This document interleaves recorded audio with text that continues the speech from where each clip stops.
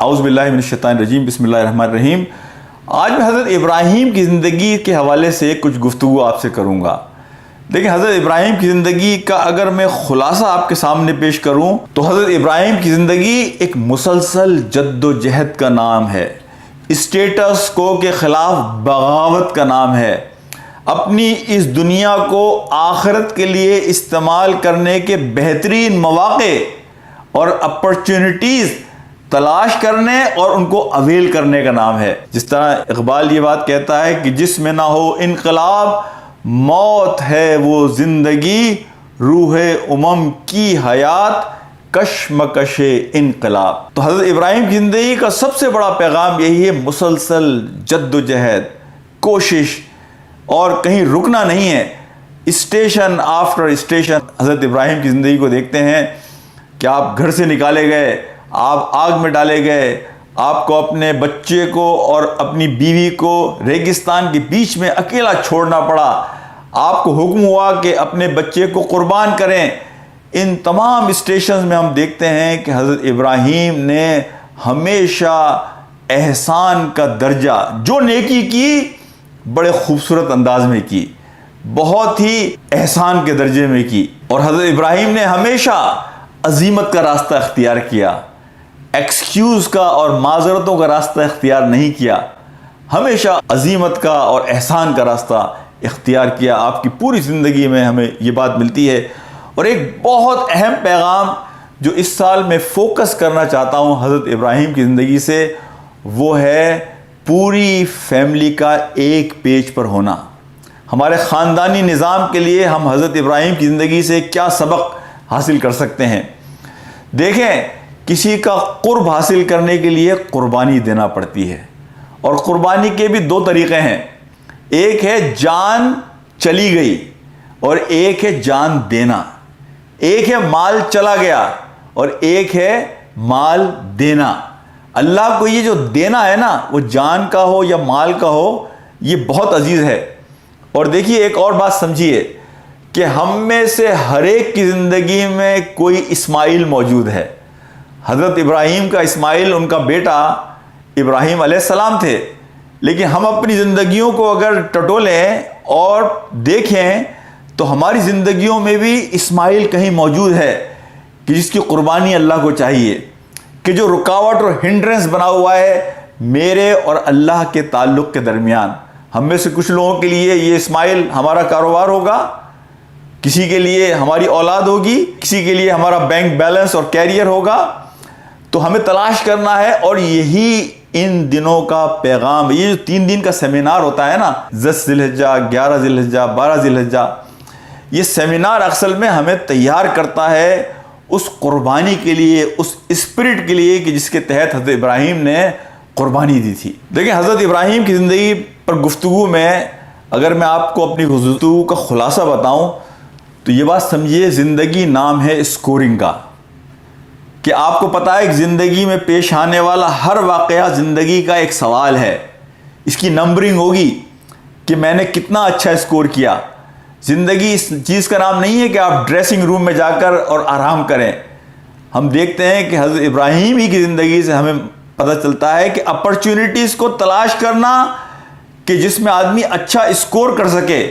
اور اسکور کی نیت یہ ہے کہ میرا اجر اس نیکی کا مجھے اللہ سے چاہیے، آخرت کی کامیابی چاہیے، اللہ کی خوشنودی چاہیے۔ اور پھر یہ دیکھیے کہ یہ ایک مسلسل جد و جہد کا نام ہے، اسٹیٹس کو کے خلاف بغاوت کا نام ہے۔ زندگی میں آپ نے بے شمار لوگ دیکھے ہوں گے جو سنگل ٹریک لوگ ہوتے ہیں، زندگی میں جو اپرچونٹی انہیں مل جائے، جیسا ماحول اور صورتحال انہیں مل جائے، وہ پوری زندگی اس میں گزار دیتے ہیں۔ تو وہ اسٹیٹس کو میں ساری زندگی گزار دیتے ہیں، وہ کبھی اپنی لائف کو ریسیٹ کرنے کی کوشش نہیں کرتے، ری پوزیشن کرنے کی کوشش نہیں کرتے کہ ہم بہتر سے بہتر حالات میں اپنے آپ کو لے کر جائیں تاکہ ہم بحیثیت مسلمان بہتر سے بہتر عمل کر کر اس زندگی سے رخصت ہوں۔ تو یہ جو سنگل ٹریک لوگ ہوتے ہیں، بہت سارے لوگ کہتے ہیں نا، یہ کون لوگ ہیں بھائی، یہ کبھی یہاں جاتے ہیں، کبھی وہاں جاتے ہیں، کبھی اس حالت میں رہتے ہیں، کبھی یہ ان کا کوئی مستقل مزاجی نہیں ہے۔ دیکھیں، مستقل مزاجی جو ہے نا، ان معنوں میں کہ آپ سنگل ٹریک ہیں، یہ عذاب ہے۔ وہ لوگ کہ جو تلاش میں رہتے ہیں، جو متلاشی رہتے ہیں بہتر سے بہتر حالات، اچھے سے اچھی سوسائٹی، اچھے سے اچھے دوست، اچھے سے اچھی اپرچونٹیز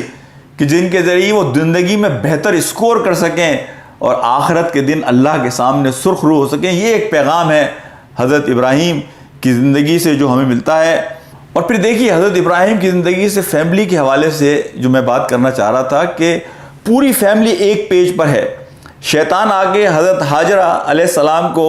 جب ورغلانے کی کوشش کرتا ہے کہ یہ دیکھو تمہارا میاں، دیکھو یہ تمہارا شوہر تمہارے بیٹے کو کہاں لے کر جا رہا ہے، اور وہ کہتی ہیں کہ شاید کہیں گھومنے پھرنے جا رہے ہوں گے، کسی کام سے جا رہے ہوں، نہیں یہ تو ان کو قربان کرنے جا رہے ہیں. تو حضرت حاجرہ کا بیان ہوتا ہے کہ اگر یہ اللہ کی مرضی ہے تو اس پر کوئی چوں و چرا نہیں، کوئی سوال نہیں. جب وہ حضرت اسماعیل کے پاس پہنچتا ہے علیہ السلام، حضرت اسماعیل بھی اسے یہی جواب دیتے ہیں، اس لیے کہ وہ حضرت ابراہیم کو یہ بات کہہ چکے تھے بعد اعوذ باللہ من الشیطان الرجیم. قال یا ابت افعل ما تؤمر ستجدونی انشاء اللہ من الصابرین. اور پھر وہ حضرت ابراہیم کے پاس پہنچ کر وسپر کرنے کی کوشش کرتا ہے. پوری فیملی کا ایک ہی جواب ہے. اور آپ یہ دیکھیے کہ اسی وجہ سے آپ یہ دیکھتے ہیں کہ حضرت اسماعیل کی تربیت حضرت ابراہیم نے نہیں کی تھی، ان کی تربیت تو ان کی ماں نے کی تھی. وہ ماں کہ جس کو یہ بات پتہ تھی کہ میرے شوہر کی زندگی کی ترجیحات کیا ہیں، میرے شوہر کا مائنڈ سیٹ کیا ہے، میرے شوہر اپنے بچے میں کیا خصوصیات دیکھنا چاہتے ہیں. اور حضرت ابراہیم تو دور چلے گئے،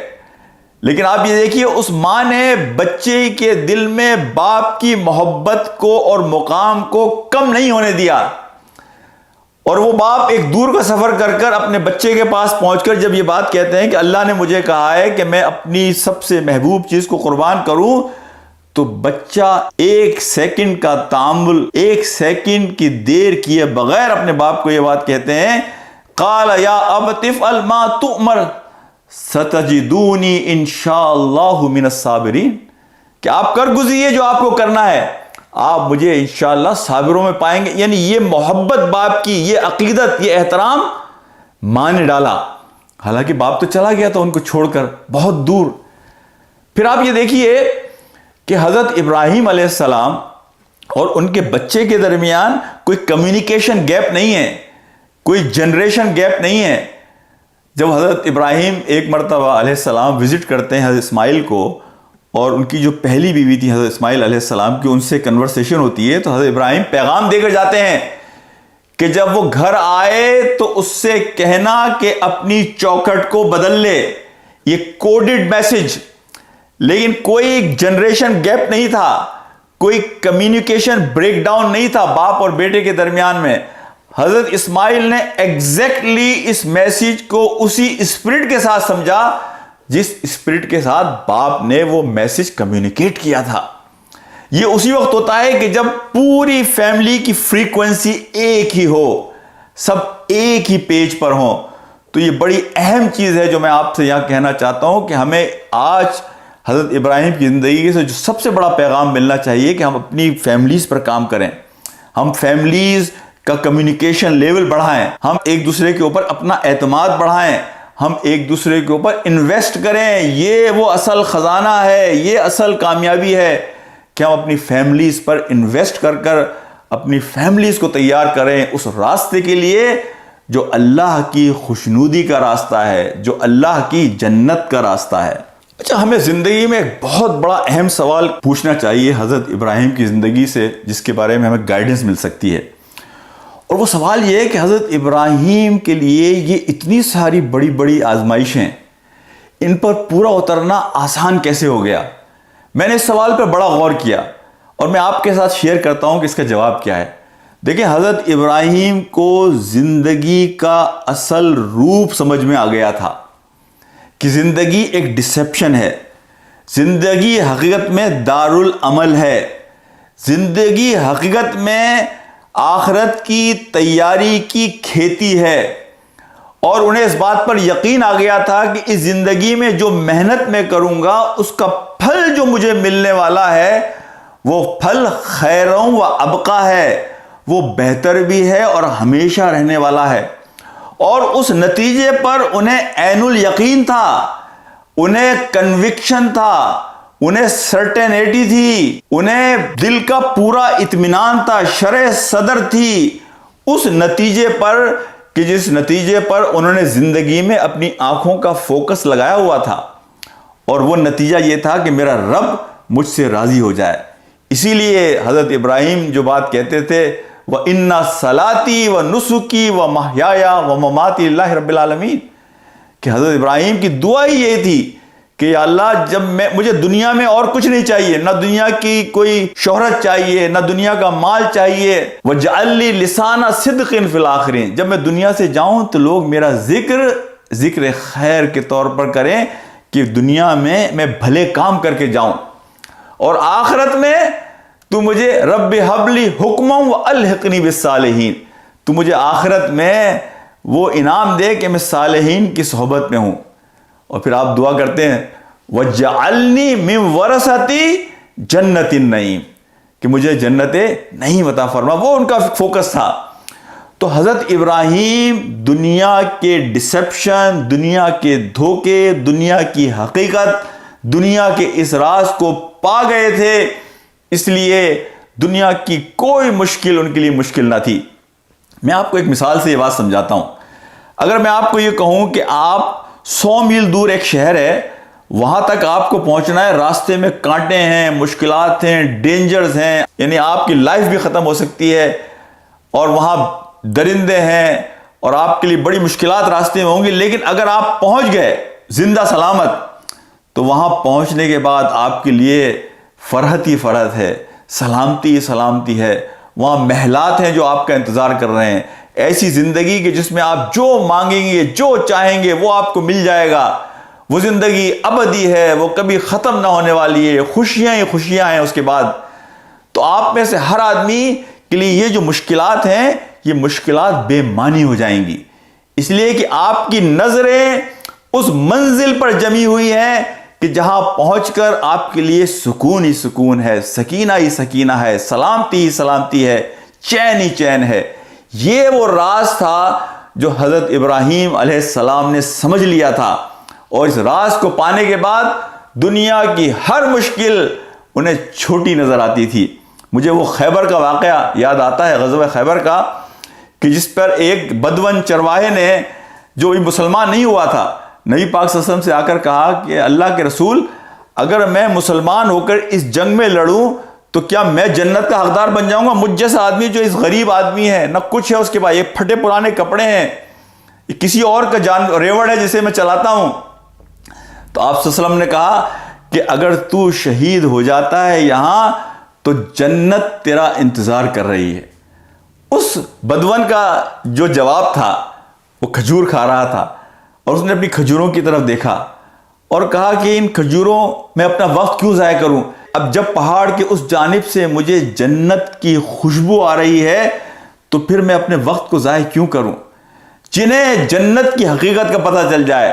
جنہیں اللہ کی خوشنودی کے انعام کا اندازہ ہو جائے، جنہیں دنیا کی وقت کا اندازہ ہو جائے، جس کی دنیا کے بے معنی ہونے کا اندازہ ہو جائے، پھر ان کا دل یہاں نہیں لگتا، بلکہ انتظار کر رہے ہوتے ہیں اس ملاقات کا کہ جس ملاقات میں اللہ سبحانہ وتعالیٰ ان سے یہ کہیں گے یا ایتھا النفس المطمئنہ ارجعی الی ربک راضیۃ مرضیہ فادخلی فی عبادی وادخلی جنتی۔ پھر آپ دیکھیے کہ اللہ سبحانہ وتعالیٰ نے حضرت ابراہیم کو کن انعامات سے نوازا، وہ انعامات کہ جو اللہ نے کسی انسان کو دنیا میں نہیں دیے۔ آپ مکہ چلے جائیے، کعبے میں طواف کیجئے، اللہ کا حکم ہے کہ طواف کرنے کے بعد اپنی 2 رکعت نفل میرے محبوب ابراہیم کے مقام ابراہیم کے پیچھے پڑھو، جہاں ان کے پیروں کے نشانات ہیں، ان کے پیروں کے نشانات کے پیچھے اپنی 2 رکعت نفل پڑھو۔ صفا اور مروہ کے درمیان چکروں کو دیکھیے، اب اراکین حج کو دیکھیے، مکہ کے چپے چپے پر ابراہیم علیہ السلام کی یادیں اور ان کے کیے ہوئے کام رہتی دنیا تک قائم رہیں گے۔ یہ اللہ کا انعام تھا حضرت ابراہیم کے لیے کہ اللہ نے اس شہر مکہ کو جو مقام دیا وہ بھی حضرت ابراہیم ہی کی دعا کا نتیجہ تھا۔ میں اللہ تعالیٰ سے یہ دعا کرتا ہوں کہ ہم حضرت ابراہیم کی زندگی سے ان کی زندگی کی جو صحیح اسپرٹ ہے اس کو دوبارہ سے زندہ کر سکیں۔ اسی لیے اقبال نے ہمیں یاد دلایا تھا، وہ دل وہ آرزو باقی نہیں ہے، نماز و روزہ و قربانی و حج یہ سب باقی ہیں، تو باقی نہیں ہے۔ حقیقت خرافات میں کھو گئی، یہ امت روایات میں کھو گئی۔ اللہ تعالیٰ ہمیں یہ توفیق دے کہ ہم اپنی زندگیوں کو دوبارہ ریوائیو کر سکیں